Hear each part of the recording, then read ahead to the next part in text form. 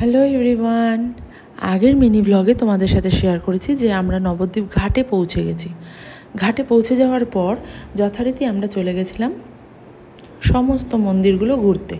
তোমরা যারা মায়াপুর নবদ্বীপ এসেছো তারা জানো নবদ্বীপে অনেক মন্দির আছে, সবটা ঘুরে দেখা একদিনে পসিবল না, তবে যতটুকু যা হয় ততটুকু আমরা ঘুরেছি।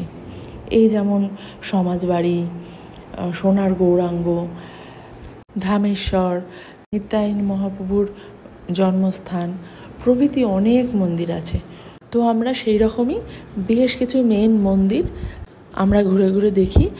যদিও এর আগে বহুবার আমি মায়াপুর নবদ্বীপ গেছি, তা হলেও বারবার গেলেও নবদ্বীপে গিয়ে যেন এই মন্দির পরিক্রমাগুলো খুব ভাল লাগে। আর এখন তো দামোদর মাস চলছে, অসম্ভব ভিড় প্রত্যেকটা মন্দিরে।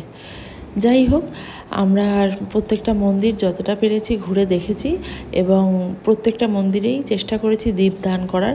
এখন দামোদর মাসের দীপদান চলছে, তো সেই সব করতে করতেই আমরা প্রত্যেকটা মন্দির ঘুরছি। তো তোমাদের সাথে সেগুলোরই ছোট ছোট ক্লিপ শেয়ার করছি। আমার ছেলেও আমাদের সাথে দীপদান করেছে।